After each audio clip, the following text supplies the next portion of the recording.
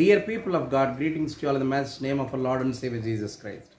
I am happy to be back to you to meditate on the topic, Christ's invitation to be an expression of mission. Mission కొరకు క్రీస్తు ప్రభుల వారి ఆహ్వానం అనే అంశం గురించి దినం ధ్యానం చేస్తాం, ప్రార్థన చేస్తాం. మా దేవ, వాక్య ధ్యానంలో నీ కృపాకిచ్చి నీవేమో అందరితో మాట్లాడమని యేసునామమున వేడుకొనుచున్నాం తండ్రి, ఆమేన్. ప్రియమైనటువంటి వారలారా, యేసుక్రీస్తు ప్రభుల వారి పునరుద్ధాన అనుభవముతో మనము ఆయన మనకు అప్పగించినటువంటి పరిచర్య బాధ్యత, which is known to be machine.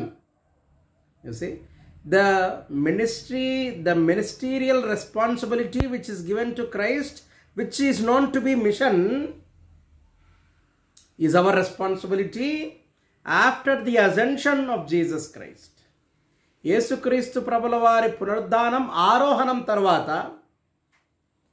ఆయన మనకు అప్పగించిన ఈ మిషన్ బాధ్యతను కొనసాగించవలసిన పని మనందరిది. ఆ సంగతే తన శిష్యులతో యేసుక్రీస్తు ప్రభుల వారు ఆయన ఆరోహణానికి ముందు, ఆయన పునరుద్ధానం తర్వాత ఆరోహణానికి ముందు తన శిష్యులకు అగుపడి హీఈస్ కమిషనింగ్ ద డిసైపుల్స్, తన శిష్యులకు ఆజ్ఞానిస్తున్నాడు. ఏమిటిది అది? Which is known to be the great commissioning of Jesus Christ to his disciples.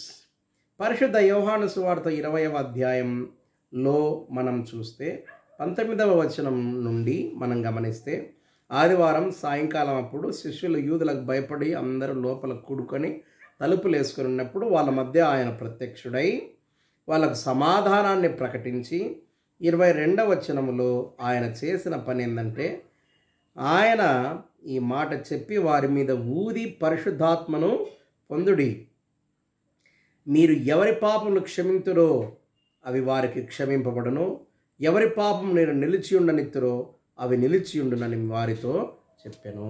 ఇది యేసు స్వామి, this is the great commissioning of his disciples.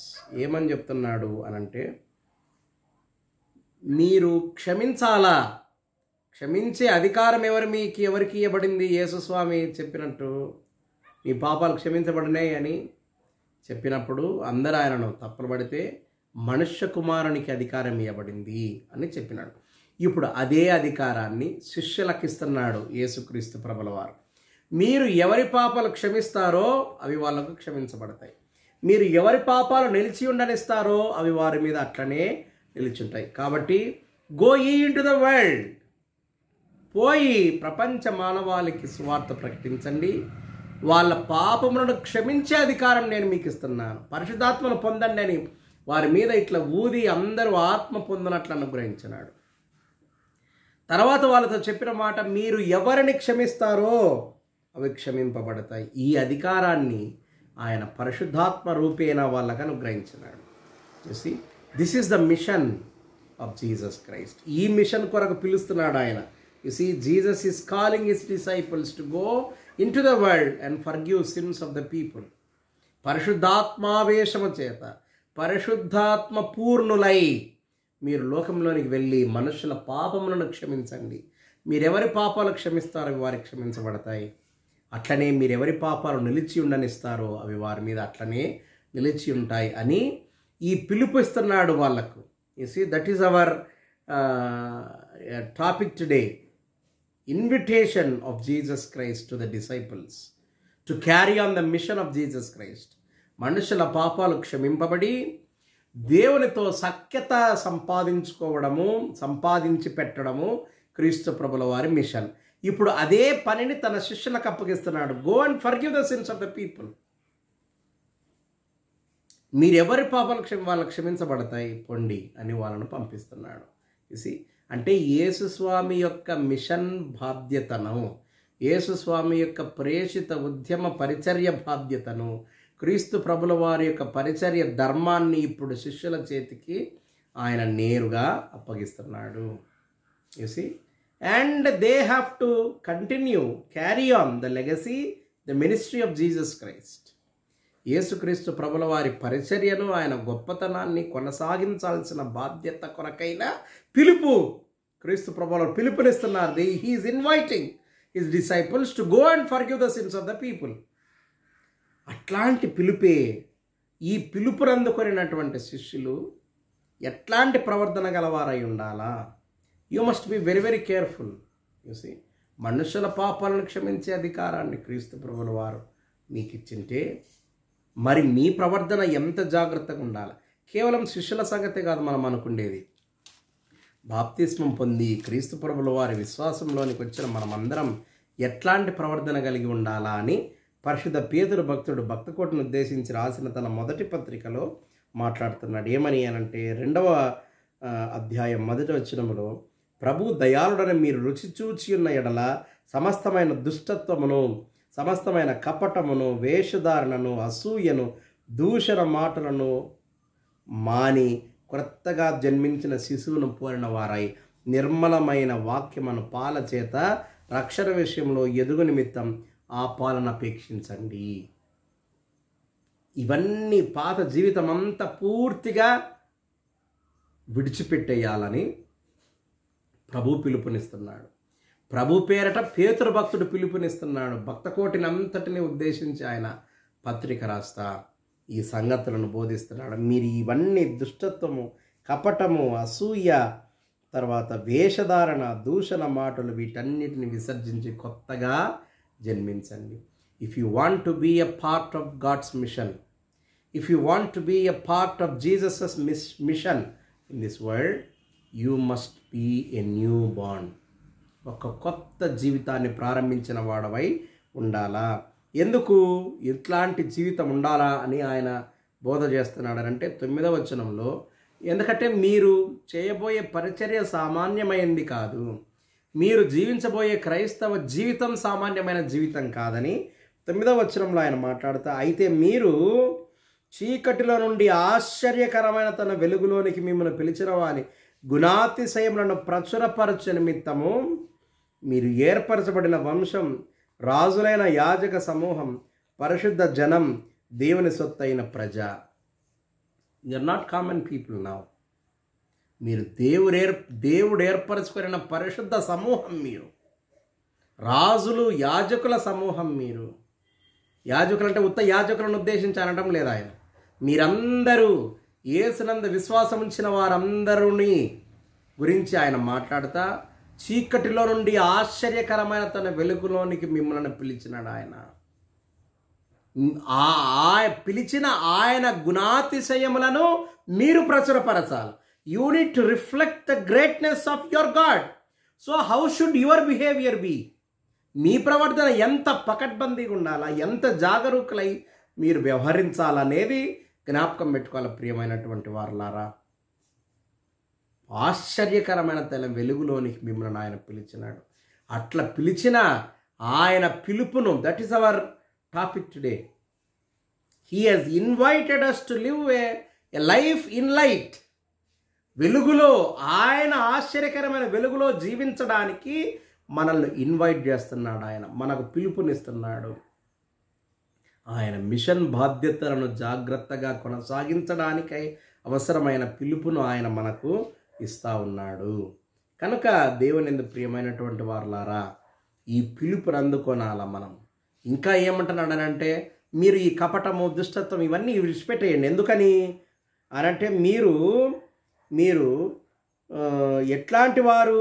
ఏర్పరచబడిన వంశం మీరు, రాజులైన యాజక సమూహం, పరిశుద్ధ జనం, దేవుని సొత్తు మీరు.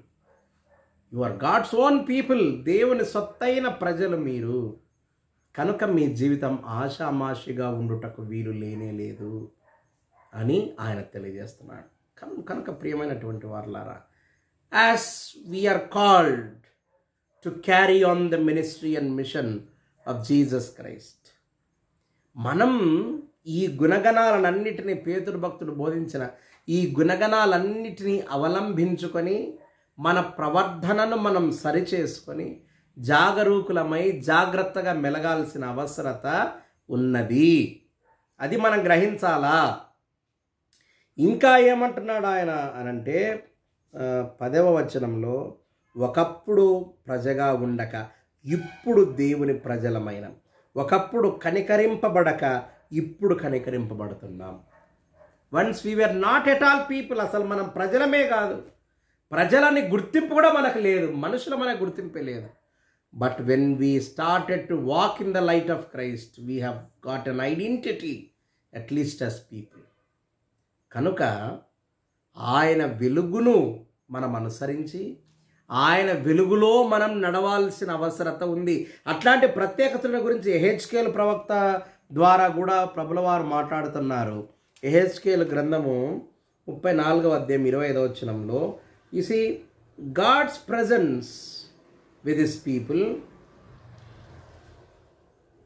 Will be able to protect his people and to specialize his people.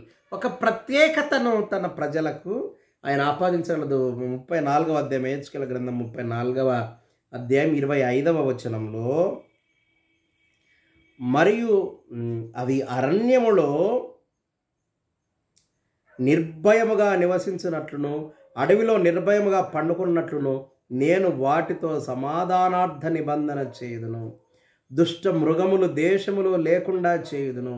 వారిని నా పర్వతములను చుట్టుపట్ల స్థలములను దీవెనకరముగా చేయుదును. ఋతువుల ప్రకారము వర్షము కురిపించదను, దీవెనకరముగా వర్షము కురియును. ఫలవృక్షములు ఫలములిచ్చును, భూమి పంట పండును. వారు దేశములో నిర్భయముగా నివసింతురు.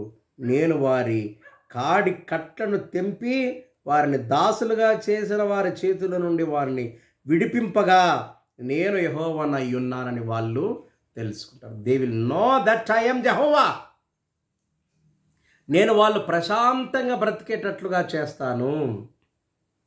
ఎ new era of the people of God. This is ఒక కొత్త శకం, ఒక కొత్త యుగం, ఒక కొత్త జనం ప్రారంభించబడతా ఉంది. ఎవరు వీళ్ళు అనంటే దేవుని పరిచర్య కొరకు పిలువబడిన వారు. People who are invited to work in the mission of God. దేవుని మిషన్ పొలములో మిషన్ పరిచర్య బాధ్యతలను నిర్వహించుటకు పిలువబడిన వారు. వారు సిగ్గుపడకుండా వారి కాడి కట్లను తెంపి స్వేచ్ఛగా యథేచ్ఛగా నెమ్మదిగా వారు బ్రతుకున్నట్లు నేను చేస్తానని దేవుడు తన ప్రజలను ఉద్దేశించి మాట్లాడుతున్నాడు. ఆ సంగతులే మనకు యెహెజ్కేలు ప్రవక్త ద్వారా తెలుపుతున్నాడు. నిర్భయంగా వాళ్ళు బ్రతికేటట్లుగా నేను చేస్తాను. I will protect there mountains and hills. వారి చుట్టూ నేను ప్రొటెక్షన్ ఇస్తాను. చూసి వర్షము ఆశీర్వాదకరమైన దీవెనకరమైన వర్షం కురిపిస్తాను. ఫలవృక్షాలు పండ్లనిస్తాయి, భూమి పంటనిస్తుంది. నిశ్చింతగా వాళ్ళు ఇక్కడ జీవించవచ్చునని తన ప్రజలను గురించి ఆయన మాట. So God is protecting us and he is inviting us to work in his mission. ఆయన పిలుపునందుకొని మనము ఆయన మిషన్ పొలంలో పనిచేయటకు పరిశుద్ధాత్మదేవుడు ఇప్పుడు సదాకాలం మనల్ని అనుగ్రహించును గాక. ఆమెను ప్రార్థన చేస్తాం. మా దేవ, వాక్యం కొరకు స్తోత్రం. విన్న ప్రతి బిడ్డను దీవించండి. అనారోగ్యంతో ఉన్నవారిని మీ గాయపు నష్టాలతో ముట్టి పూర్ణ స్వస్థతనేయండి. దీర్ఘకాలిక జబ్బులతో బాధపడే వారికి పూర్ణ స్వస్థతనేయండి. మా ప్రార్థనలు కోరిన ప్రతి బిడ్డను దీవించి క్షేమమేయండి. మరలా వాక్యం ధ్యానించడానికి నీ మేలు నీవే మాకు మన యేసునామమున వేడుకొంచున్నాం తండ్రి.